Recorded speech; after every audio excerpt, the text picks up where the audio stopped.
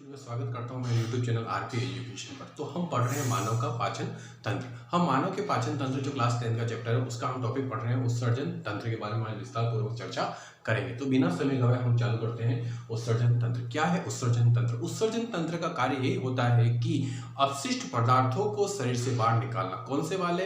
नाइट्रोजनी अपशिष्ट पदार्थों को शरीर से बाहर निकालने का काम कौन करता है? मानव का उत्सर्जन तंत्र करता है। मानव का जो उत्सर्जन तंत्र होता है किससे मिलकर बना होता है? दो वृक्कों से, दो मूत्र वाहिनियों से, मूत्राशय से और मूत्र मार्ग से मिलकर बना होता है। ये मैंने चित्र में डिस्क्राइब कर रखा।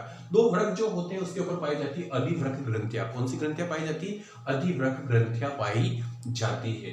और दोनों वृक्क के नीचे की तरफ दो नलिका नुमा संरचनाएं दिख रही है, उन्हें वो एक तो बोलते हैं पृष्ठ महाशिरा और एक होती है पृष्ठ महाधमनी। ये जो संरचना है किसकी? ये मनुष्य के उत्सर्जन तंत्र का डायग्राम है। इसका मुख्य कार्य ये है कि अपशिष्ट पदार्थों को शरीर से क्या करना? बाहर निकालना मूत्र के रूप में। आगे चलते हैं। उत्सर्जन तंत्र जो होता है उसके अंदर जो वृक्क संरचनाएं दिख रही है, इनमें से एक वृक्क की संरचना को मैंने अलग से डिस्क्राइब करेगा, इसको ध्यान से देखिए। ये जो वृक्क की संरचना होती है उसके अंदर शुद्ध रक्त, गंदा रक्त अंदर की तरफ आता है और फिल्टर होने के बाद में शुद्ध रक्त निकलकर पुनः शरीर में प्रवाहित कर दिया जाता है।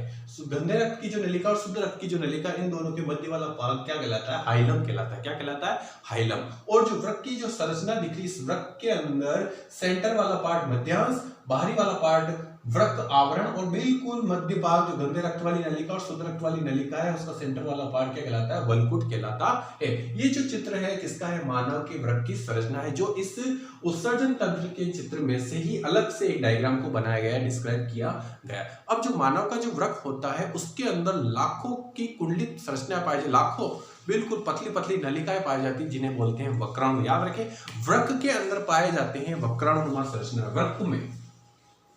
वृक्क में वक्राणु की संरचनाएं पाई जाती है। वृक्क में किसकी संरचनाएं पाई जाती है? वक्राणु की संरचनाएं पाई जाती है। वक्राणु को नेफ्रॉन भी कहते हैं। याद रखें, वक्राणु को क्या कहते हैं?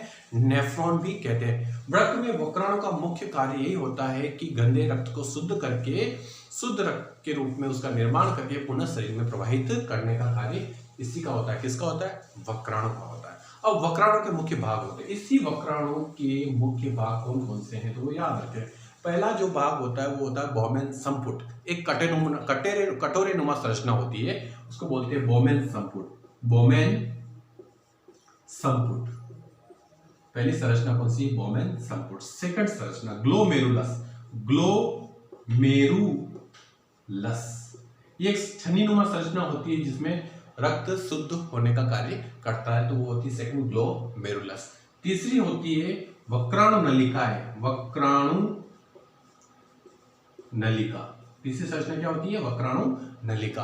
और वक्राणु नलिका को तीन भागों में बांटा गया है। कितने भागों में बांटा गया? वक्राणु नलिका को भी तीन भागों में बांटा गया। तो वक्राणु नलिका में पहली होती है समीप्रस्थ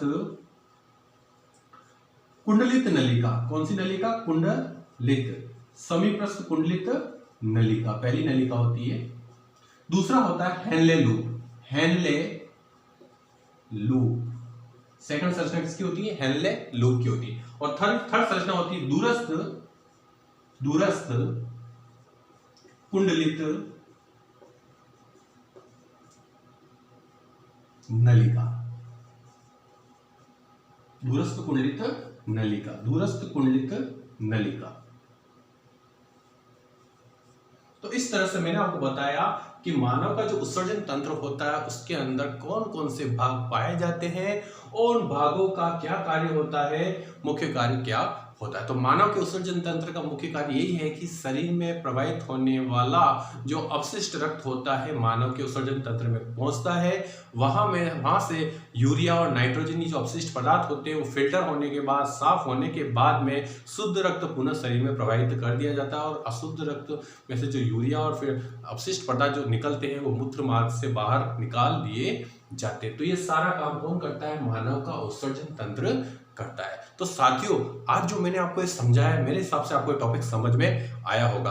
अगर आप इसको वीडियो को 2-3 बार अगर आप देख लेंगे तो मेरे हिसाब से पूरा आपको नॉलेज क्लियर हो जाएगा। तो आज के लिए इतना ही, फिर मिलते हैं।